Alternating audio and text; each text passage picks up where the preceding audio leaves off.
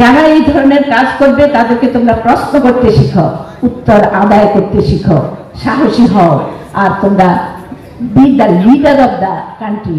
Leader হতে হলেই যে শুধু রাজনীতি করতে হবে তা না, তোমাদের প্রত্যেকের প্রফেশনে you will be the best, এবং তোমাদের অনুসরণীয় ব্যক্তিত্ব হয়ে যাবে যারা তোমাদের কথা বলবে, তোমাদের কথা শুনবে, শুনে তোমাদের মতো দেশকে এগিয়ে নিয়ে যাবে। আর আমরা তো জানি দেশপ্রেম ইমানের অঙ্গ, আমাদের নবী বলেছিল। তো এখন এই দেশপ্রেম থেকে তোমাদের কাজ করতে হবে, এই দেশের জন্য কাজ করাটাই ইবাদত। আমরা জানি আজকের এই দিনে মোবাইল, ইউটিউব, ইনস্টাগ্রাম বিভিন্ন জিনিস আমাদের সংস্কৃতিকে অপসংস্কৃতির দিকে ঠেলে দিচ্ছে। তোমাদের এই অবস্থা থেকে নিজেদেরকে উত্তরণ ঘটাতে হবে, তোমাদের এই অবস্থা থেকে তোমাদের এই দুঃখী দেশটাকে রক্ষা করতে হবে। তোমরা জানো এই দেশে এখন প্রায় 43% মতো মানুষ সব 14 বছর 15 বছরের অধিক বয়সের, তার মানে বেশিরভাগ মানুষ এখন কর্মক্ষম। এটাকে বলে ডেমোগ্রাফিক ডিভিডেন্ড। এই ডেমোগ্রাফিক ডিভিডেন্ডের এই সুবিধা আমরাও পাচ্ছি বাংলাদেশের মানুষ। এই সময় যদি আমরা দেশকে একটা উন্নতির শিখরে তুলে না দিতে পারি, তাহলে আমাদের দেশকে উন্নত করা, কারণ আবার 30 বছর পরে বৃদ্ধদের সংখ্যা বেড়ে যাবে। সুতরাং এই সময়কে সঠিকভাবে কাজে লাগানোর জন্য তোমাদেরকেও পরিশ্রম করতে হবে, বড়দেরকেও অনুসরণ করতে হবে, ছোটদের স্নেহ করতে হবে, দেশটাকে একটা স্থিতিশীল রাখার জন্য, এবং প্রশ্ন করতে শিখতে হবে।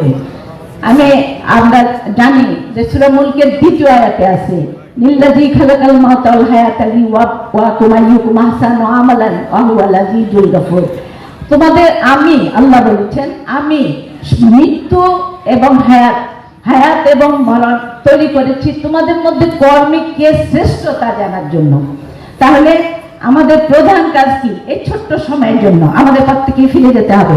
এই ছোট্ট সময়ে আমার কর্মময় জীবনটা কতটা সৎ ছিল, সেইভাবে আমাদেরকে নিজের জীবনকে গড়ে তুলতে হবে। আমরা জানি এখানে নারীরা আছে, আমার এক ভাই বলেছে নারীরা অনেক বেশি ভালো করছে রেজাল্ট।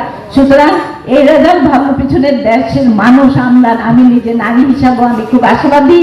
আমাদের নারীদেরকে এগিয়ে যেতে হবে। তাহলে এগিয়ে যেতে হলে তোমাদের অনেক সাহসী হয়েছ, আরো সাহসী হতে হবে। আমরা সেদিন আমাদের এই পথ চলা বন্ধ হবে যেদিন পার্লামেন্টে আমরা 300 সিটের মধ্যে 150 সিট নারীদের জন্য আমরা অবস্থান তৈরি করতে পারবো। সেই দিন পর্যন্ত আমাদের কন্টিনিউয়াস এই প্রসেসে, লিডারশিপ প্রসেসে নারীদেরকে এগিয়ে নিতে হবে। আর আমাদের ভাইদেরকে বলছি, এই ছোট ভাইদের বলছি, তোমরা আসলে আমরা তোমাদেরকে সেই ভাই চাই যে বেগম রোকেয়াকে উদ্দীপ্ত করেছিল, এবং বেগম রোকেয়া সেই ভাই, সেই স্বামী দ্বারাই সে বেগম রোকেয়া হয়ে উঠেছিল। তোমরাও সেই ভাই হবা, এবং দেশের নেতৃত্বে তোমরাও যোগ্য হয়ে উঠবা। পাশাপাশি শরীরের এক অংশ ফুলে ওঠা স্বাস্থ্যের লক্ষণ নয়, ব্যাধির লক্ষণ। দুইটা রথের চাকা যদি সমানে না চলে, দেশ আমাদের কখনো উন্নত হবে না। আমি তোমাদের আরেকটি জিনিস এখানে আছে যেটা বলার জন্য, স্বাস্থ্য, শিক্ষা খাত, বীমা। আমি বলবো আমি বিএনপি বাংলাদেশ জাতীয়তাবাদী দল করি, সেখানে 31 দফায় আমার ভারপ্রাপ্ত চেয়ারম্যান তারেক রহমান সহ সারা দেশে সমস্ত বিভিন্ন প্রগতিশীল দলগুলি একই সাথে হয়ে দেশের জন্য ভবিষ্যতে কি করতে হবে এরকম অনেক 31টা পয়েন্ট দাঁড় করেছে। তার মধ্যে আছে স্বাস্থ্য খাত, যেখানে বাংলাদেশের প্রতিটা মানুষের স্বাস্থ্যের নিশ্চয়তা, সুস্বাস্থ্যের অধিকারী করার জন্য কার্যক্রম গ্রহণ করা হবে। আমাদের নেতা এই বলেছে যে ডাক্তারের পিছনে না গিয়ে ডাক্তার যেন ঘরে এসে তোমার স্বাস্থ্য সেবা নিশ্চিত করে, সেই ব্যবস্থা তৈরি করা হবে। আর আমাদের শিক্ষা খাত নিয়েও তিনি কথা বলেছেন, এবং সে 31 দফায় লিখেছেন যে শিক্ষা খাতে প্রতিটা শিক্ষার্থীকে সন্ত্রাস মুক্ত, দুর্নীতি মুক্ত করা হবে, এবং নারীর নিরাপত্তার সংগ্রাম তৈরি করা হবে, এবং সমস্ত নারীকুলের মর্যাদা প্রতিষ্ঠা করার জন্য তিনি ফ্যামিলি কার্ড তৈরি করেছেন। সে কার্ডটা নারীদের নামে হবে, যাতে কথায় কথায় তাদেরকে আর তালাকের সম্মুখীন হতে না হয়, কথায় কথায় তারা যেন নির্যাতনের শিকার না হয়, কিংবা নির্যাতিত হয়ে তাদের জীবনটা যেন অনিরাপদ না হয়।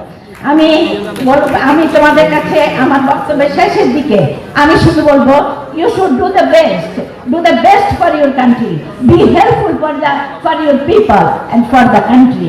একটু কঠিন পথ, কিন্তু কুসুমস্তীর্ণ নয়।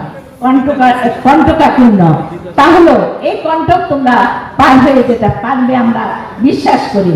আমি আমাদের শিক্ষাকে আমাদের চেয়ারম্যান দুইটা ভাগে ভাগ করেছে, to cover the whole country, যে যারা কেউ হবে নলেজ বেসড, কেউ হবে স্কিল বেসড, এভাবে যার মেধা নাই সেই স্কিল করে যেন খেতে পারে, ডেমোগ্রাফিক ডিভিডেন্ড যেন সত্যিকারে আমরা কাজে লাগাতে পারি।